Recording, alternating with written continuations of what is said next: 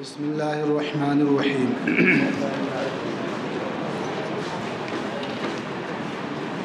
وَكَذَلِكَ إِذَا دَخَلَ الْإِطْلَاقُ وَالتَّقْيِيدُ فِي السَّبَبِ يَجْرِي كُلُّ وَاحِدٍ مِّنْهُمَا عَلَى سَنَنِهِ.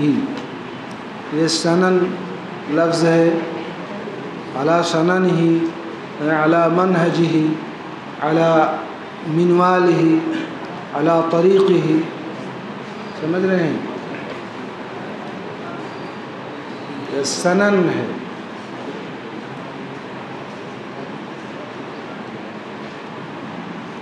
جب اطلاق اور تقیید سبب کے اندر داخل ہوں، یعنی سبب کہیں مطلق وارد ہو، کہیں سبب مقید وارد ہو، تو ان میں سے ہر ایک کو اپنے طریقے پر، یعنی سنن اطلاق پر، سنن تقیید پر، طرز اطلاق پر، روش تقیید پر ان کو محمول کیا جائے گا جس طریقے سے وہ وارد ہے. ایسا نہیں کیا جائے گا کہ مطلق کو مقید پر محمول کر دیا جائے اور مطلق سے مقید مراد لیا جائے، بلکہ جس طریقے سے وہ وارد ہیں وہ اسی طریقے پر کیا رہیں گے؟ برقرار رہیں گے.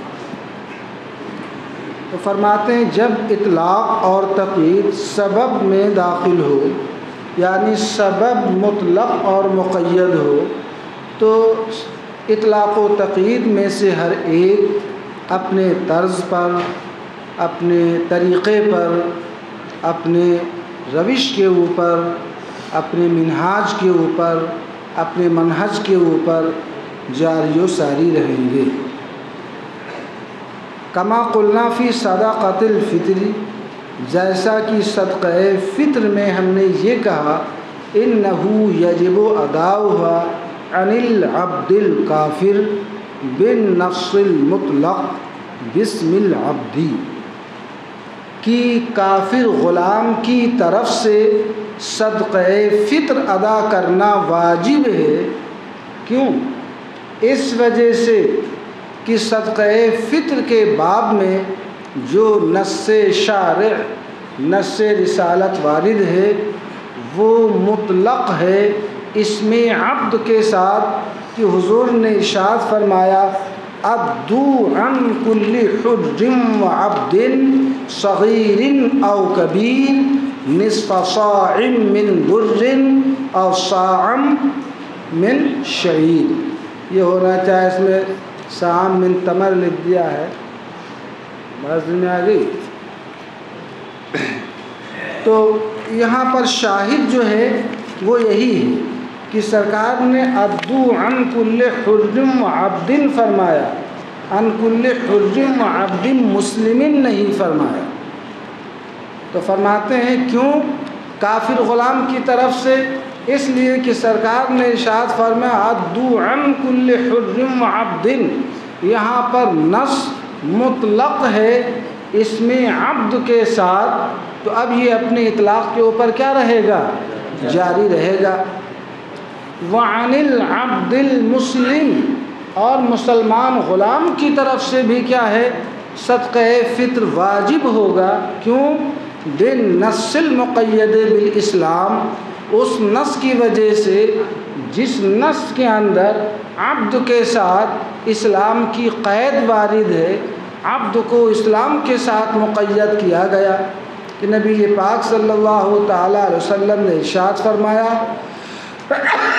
فرض زکوٰۃ الفطر من رمضان علی الناس صاعا من تمر او صاعا من شعیر علی کل حر وعبد ذکر وانثی من المسلمین.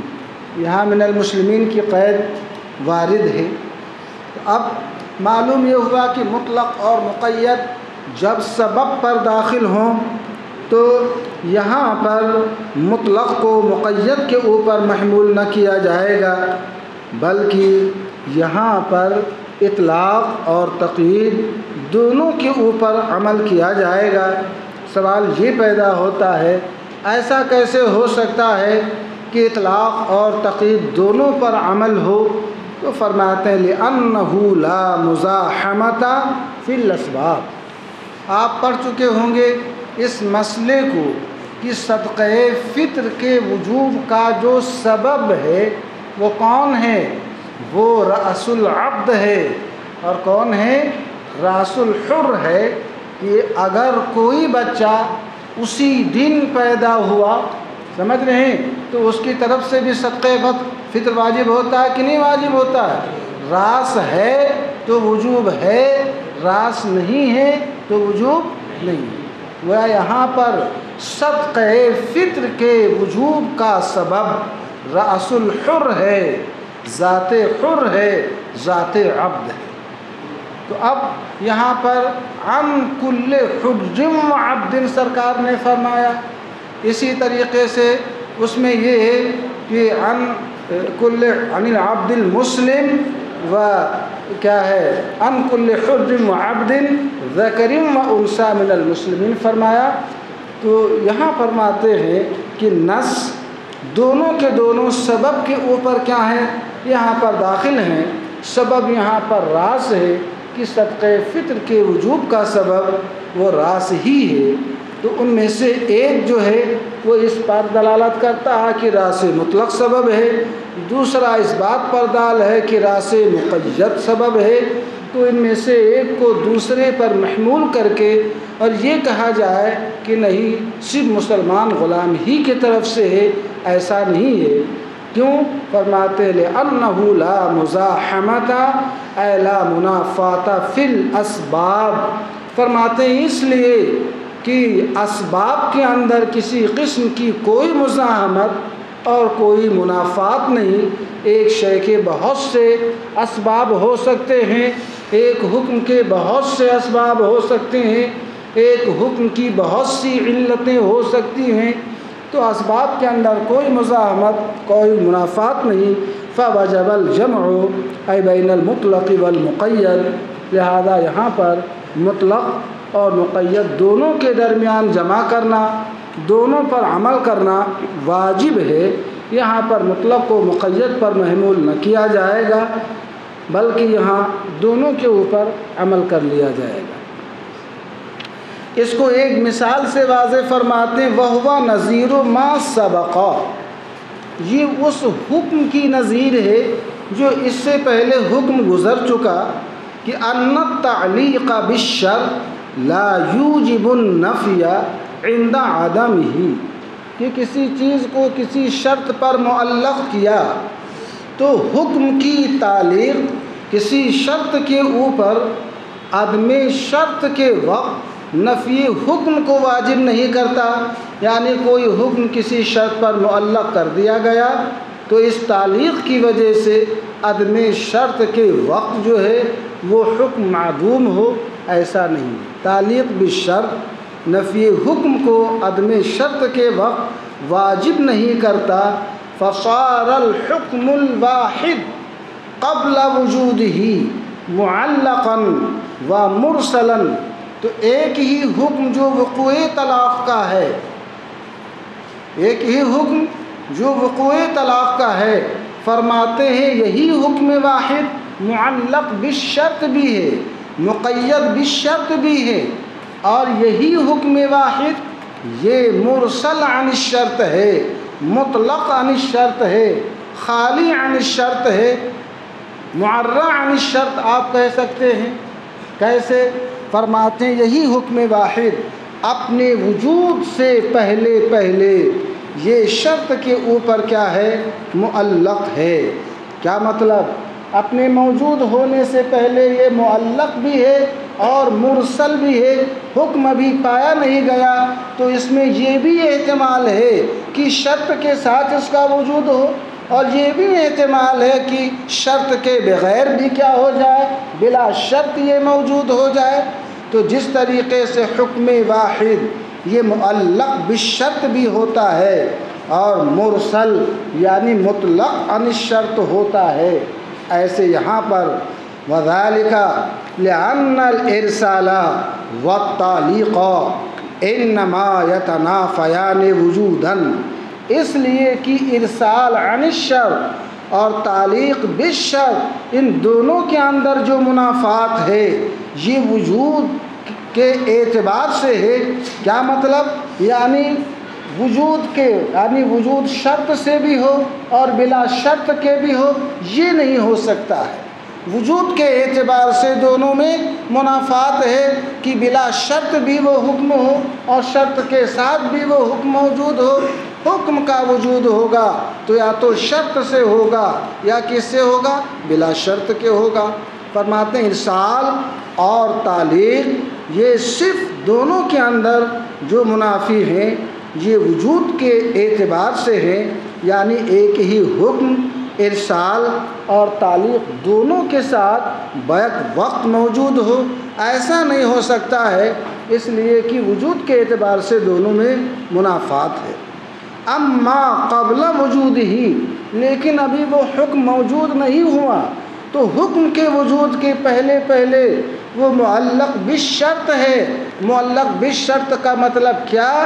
اے معدوم یتعلق وجودہ بالشرط، یعنی معلق بالشرط ہے، یعنی وہ حکم ایسا معدوم ہے کہ اس کا وجود شرط سے بھی متعلق ہو سکتا ہے۔ وہ مرسل عن الشرط اے معدوم محتمل للوجود قبلہ، کیا مطلب؟ یعنی ایسا مرسل ہے، ایسا معدوم ہے جو اس حکم کے وجود کا احتمال رکھتا ہے، قبلہ اے قبل شرط، شرط کے پہلے۔ مثال کے طور پر 3 طلاق جو معلق ہے دخول دار کے اوپر، کس پر معلق ہے؟ دخول دار کے اوپر۔ یہاں پر یہ بھی احتمال ہے کہ وجود شرط کے وقت ہو کہ دخول دار کی شرط پالی جائے تو 3 طلاق کا وجود ہو، اور یہ بھی احتمال ہے کہ ابھی گھر میں داخل نہیں ہوئی اور اس سے پہلے اس نے کیا کہہ دیا؟ انت طالق ثلاثا۔ بات سمجھ رہے ہیں کہ نہیں سمجھ رہے ہیں؟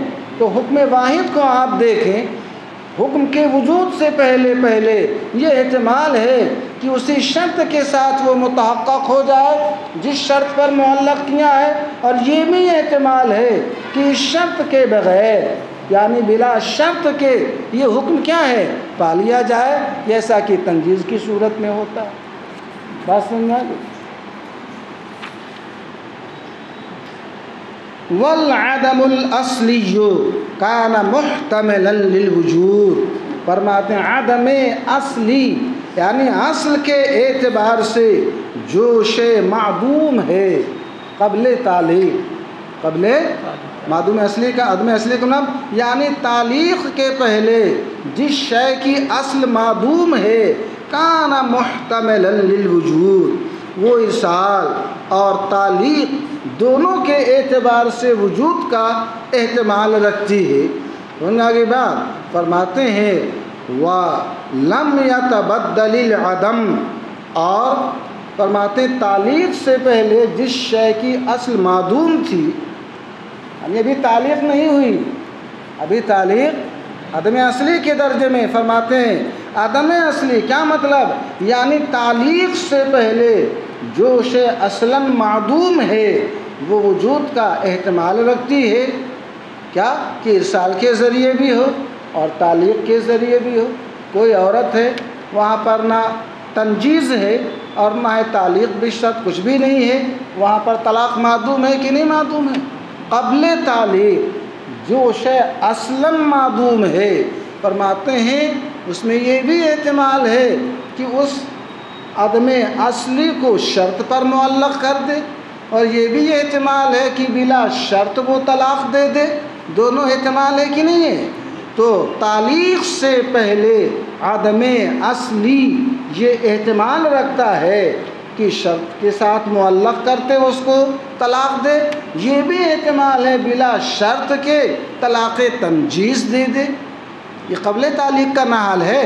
فرماتے ہیں اور تعلیق کے بعد، یہ تو عدم اصلی کا حال ہے، تعلیق کے بعد بھی وہ عدم اصلی متبدل نہ ہوا، کیا مطلب؟ یعنی جیسے قبل تعلیق ارسال تعلیق دونوں کے اعتبار سے وجود کا احتمال ہے، تعلیق کے بعد بھی اس کی حقیقت کے اندر انقلاب نہ ہوا، یہاں پر یہ بھی احتمال ہے کہ اسی شرط کے ساتھ اس کا تحقق ہو جائے جس شرط پر معلق کیا، اور یہ بھی احتمال ہے بلا شرط کے ہو جائے۔ کتنی عورتیں ہیں شرط پر پوری اتر جاتی ہیں، طلاق کی نوبت نہیں آتی ہے۔ ایسا بھی ہوتا ہے کہ اس نے دیکھا کہ یہ تو اس شرط کے اوپر پوری اتر رہی ہے، طلاق تنجیز دے دی۔ سمجھ رہے نہیں سمجھ رہے؟ حکم یہی نہ دیا جائے گا کہ طلاق پڑ گئی، اس کو فرماتے ہیں۔ اور یہ عدم جو اصلی تھا تعلیق کے بعد متبدل نہ ہوا، فصار محتملا للوجود بطریقین، لہذا یہ عدم قبل تعلیق بعد تعلیق دونوں صورتوں میں، دونوں یعنی سال تقریب دونوں طریقوں پر وجود کا احتمال لگتا ہے۔ ومنہم من قال، اور انہی وجوہ فاسدہ میں سے ایک وجہ فاسد وہ ہے جسے بعض فقہا، وہ امام مالک، امام شافعی اور ان کے متبعین مزنی، قفال، ابو بکر وغیرہ نے فرمایا کیا ان العام یخص بسببہ، کہ کوئی حکم عام ہو، کوئی حکم کیا ہو، فرماتے ہیں حکم عام اپنے سبب کے ساتھ اس وقت خاص ہوتا ہے اذا لم یکن مستقلا بنفسی۔ کیا مطلب؟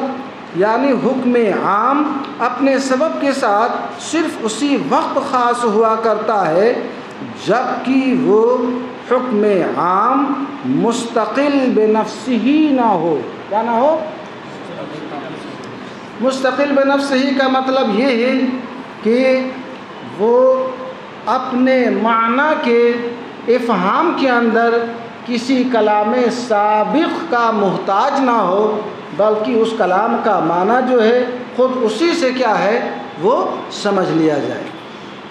اب یہاں پر آپ دیکھیں گے چاہے وہ کلام حکم عام جو ہے کسی شخص کے کلام میں وارد ہو یا کسی نص میں وارد ہو یا کسی صحابی کے کلام کے اندر وارد ہو۔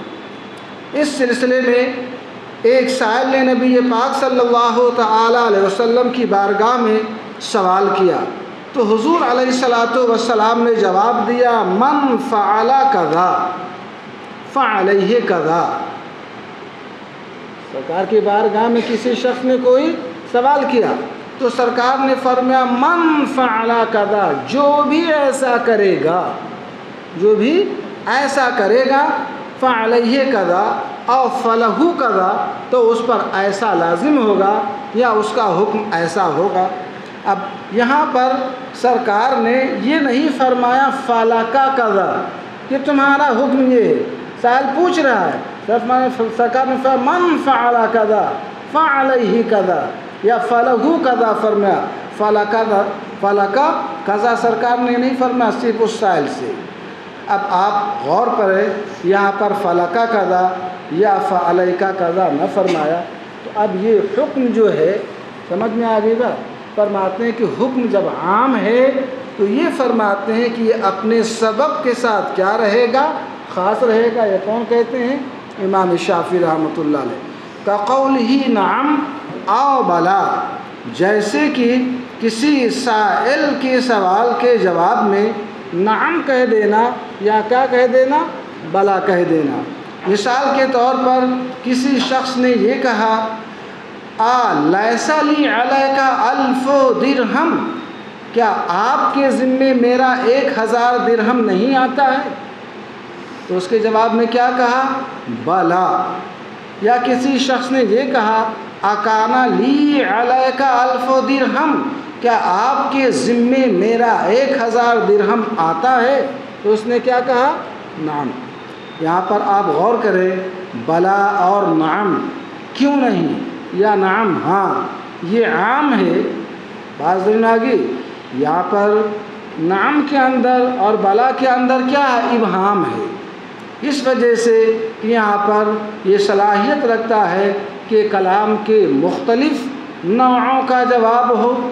اب جب اس نے کوئی سبب ذکر کر دیا کہ اس وجہ سے جو ہے، بعض دن میں آ گئی وہ آپ کہ میں آپ کے اوپر میرا آ رہا ہے یا میرا آپ کے اوپر آ رہا ہے، تو امام شافعی رحمہ اللہ فرماتے ہیں کہ حکم عام یہ کلام جب مستقل بنفس ہی نہ ہو، جیسے نعم ہے، بلا ہے، یہ کلام مستقل نہیں ہے۔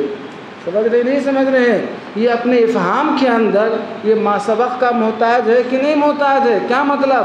یعنی اس کا معنی یہ ہوگا نعم کان لی علیک الف درہم، یا معنی یہ ہوگا بلا لیسا لی علیک الف درہم۔ یہ کلام سابق کا محتاج ہے کہ نہیں محتاج؟ تو اس کے بارے میں انہوں نے فرمایا کہ جب مستقل بنفس ہی نہ ہو، جیسے قائل کا قول نعم یا بلا، اور فرماتے ہیں تو اس صورت میں حکم خاص ہوگا او خرج مخرج الجزا، یا یہ کہ وہ کلام عام جو ہے جزا کے طور پر مستعمل ہو، جیسے راوی کا یہ قول سہا رسول اللہ صلی اللہ تعالی علیہ وسلم فسجدا، اللہ کے رسول صلی اللہ تعالی علیہ وسلم سے نماز عصر میں یہ سہو کا وقوع ہوا تو سرکار نے سجدہ فرمایا۔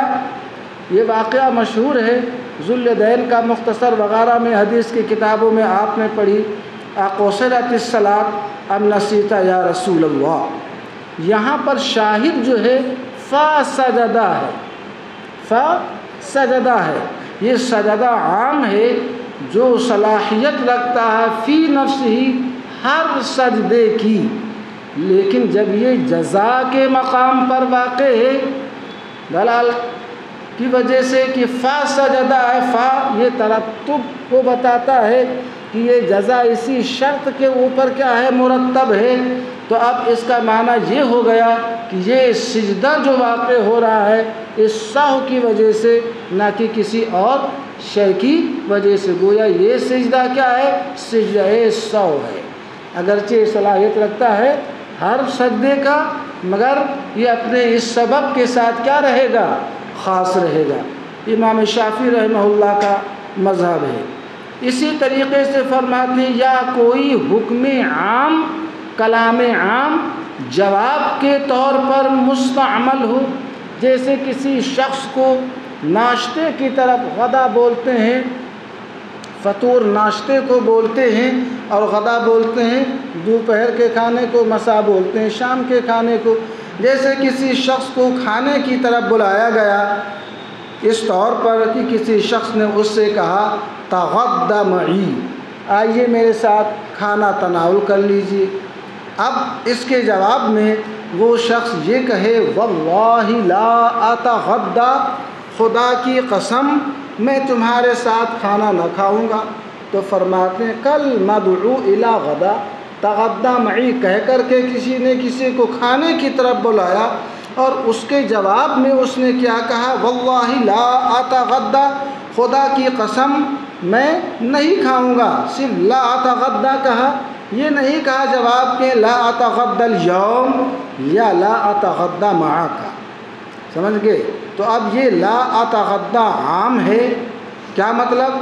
یعنی یہ شامل ہے اس دن کے کھانے کو بھی، اس کے علاوہ کھانے کو بھی، اس کے ساتھ کھانے کو بھی شامل ہے، اور اس کے علاوہ کسی اور کے ساتھ کھانے کو بھی شامل ہے۔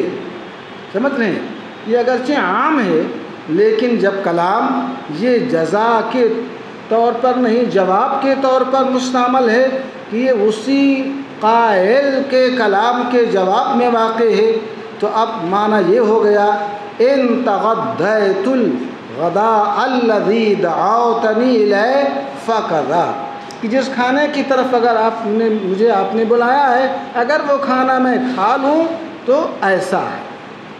یہ اس کا معنی ہو گیا کہ اگرچہ یہ عام ہے مگر یہ اپنے اسی سبب کے ساتھ کیا رہے گا، خاص رہے گا۔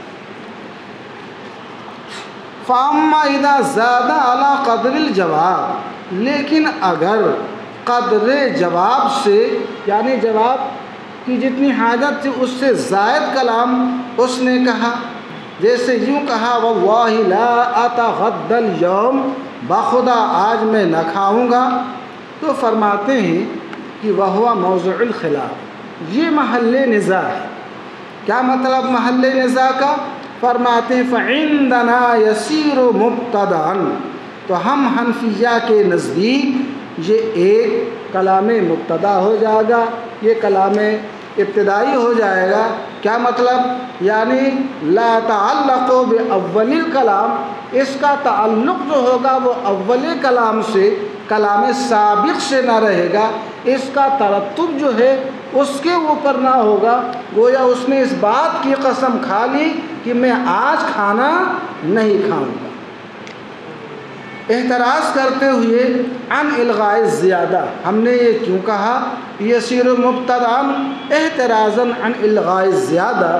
اس لیے یوم کا جو لفظ ہے اس کے بغیر بھی وہی معنی ہو اور یوم کے ساتھ بھی وہی معنی ہو تو لازم کیا آئے گا کہ اس نے جو الیوم کا لفظ کہا ہے اس کا کوئی مطلب نہ رہے، جبکہ عاقل بالغ کے کلام کے اندر دیکھا یہ جائے گا کہ اگر اس کے ہمارے ہاں یہ ہے اعمال الکلام اولا من الاہمال یا من الالغاء من الاعدام، کہ کلام کو کسی معنی کے اوپر محمول کر دینا یہ اولا ہوا کرتا ہے اس سے کہ اس کو لغو اور کالعدم قرار دے دیا جائے، لا شیء محض قرار دے دیا جائے۔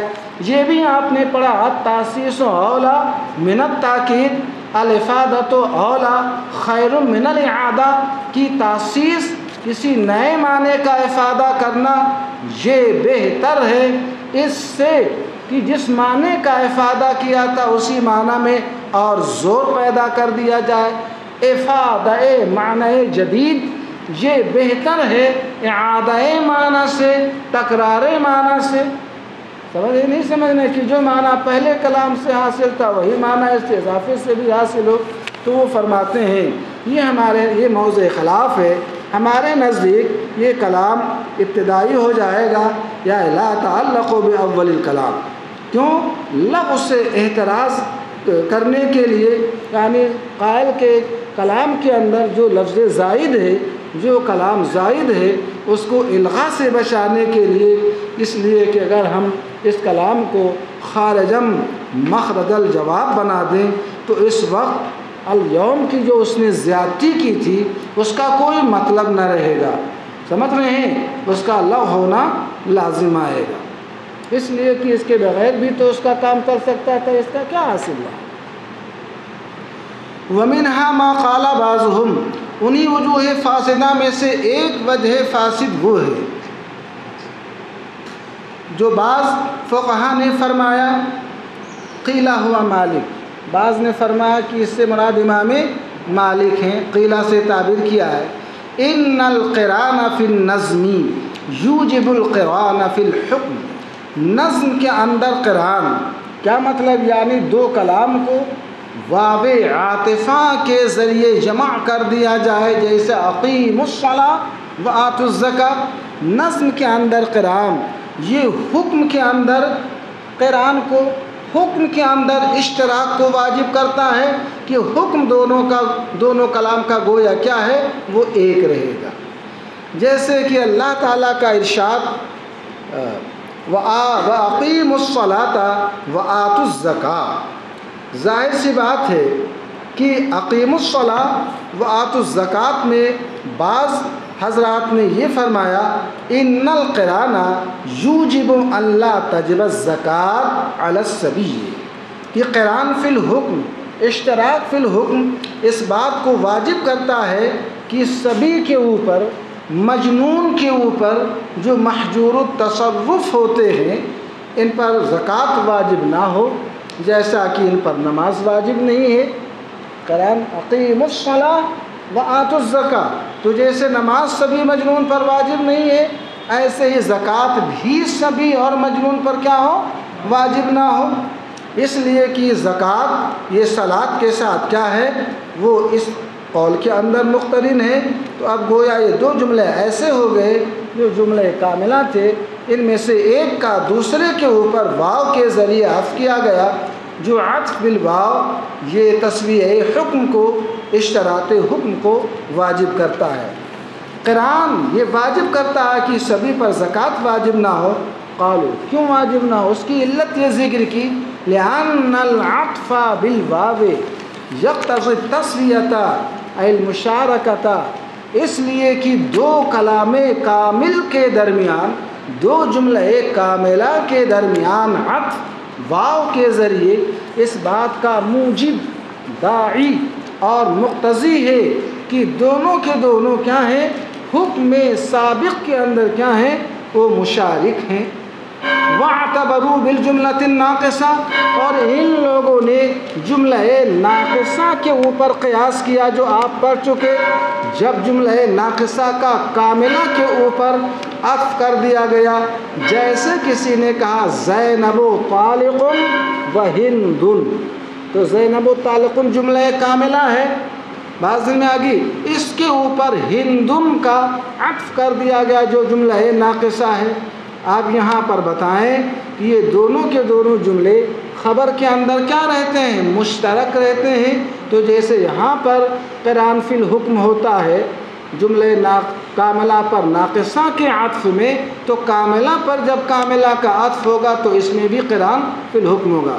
شارح مصنف فرماتے ہیں ھذا فاسد، یہ استدلال یا یہ قیاس فاسد ہے، لأن الشرکۃ، اس لیے کہ خبر کے اندر جملہ ناقصہ کے اندر صرف شرکت واجب ہوئی، کیوں؟ لافتقارھا الی ما یتم بھی، اس لیے کہ جملہ ناقصہ ایسی خبر کا محتاج تھا جس خبر ہی سے وہ تام ہو سکتا تھا۔ وہ خبر نہ ہوتی تو بالکل بے معنی نہ ہو، کلام نہ رہتا۔ سمجھ گئے؟ فَإِذَا تَمَّ بِنَفْسِهِ، رہ گیا جملہ کاملہ جو خود تام بے نفسی ہی ہے۔ بات میں آ گئی؟ وہ تو فرماتے شرکت جملہ ناقصہ میں جو واجب ہوئی اس لیے کہ ما یتم بھی کا، ما یتم بالخبر کا وہ محتاج تھا۔ فَإِذَا تَمَّ بِنَفْسِهِ، اب جبکہ جملہ ثانیہ یہ خود تام بے نفس ہی ہے تو فرماتے لم تجب الشرکۃ، تو شرکت واجب نہ ہوئی الا فیما یفتقر الیہ، مگر صرف انہی چیزوں کے اندر جن چیزوں کی طرف کیا ہوا کرتی ہے؟ ضرورت ہوا کرتی ہے۔ اور جن چیزوں کی ضرورت نہیں ہے تو فرماتے ان چیزوں کے اندر شرکت واجب نہ ہوئی۔ مثال کے طور پر جیسے تعلیق وغیرہ ہے، سمجھ رہے کہ نہیں سمجھ رہے؟ وَلِهَذَا قُلْنَا فِي قَوْلِ الرَّجُلِ لِامْرَأَتِهِ، اسی لیے ہم نے اس شخص کے قول کے اندر کہا جس نے اپنی بیوی سے کہا ان دخلت الدار فانت طالق وعبدی حر، اگر تو گھر میں گئی تو تجھے طلاق اور میرا غلام آزاد ہے۔ ہم نے کیا کہا؟ ان العتق یتعلق بالشرط، یہ کہا تھا نا کہ جب تام بے نفسی ہو گیا تو شرکت انہی چیزوں کے اندر واجب ہوگی جن چیزوں کی طرف کیا ہے؟ حاجت ہے۔ بات نہیں سمجھ میں آ گئی؟ اسی لیے ہم نے شوہر کے بیوی سے یہ کہنے میں کہا کیا کہ عتق شرط کے ساتھ متعلق ہوگا، کیوں؟ لِأَنَّهُ فِي حَقِّ التَّعْلِيقِ، اس لیے کہ دوسرا جملہ عبدی حر یہ تعلیق کے حق میں کیا ہے؟ قاصر ہے۔ اس لیے کہ دلالت حال سے یہ معلوم ہوا کہ یہاں پر شوہر کا مقصود وعبد حر سے تعلیق ہے، تنجیز نہیں ہے۔ بات میں آ گئی؟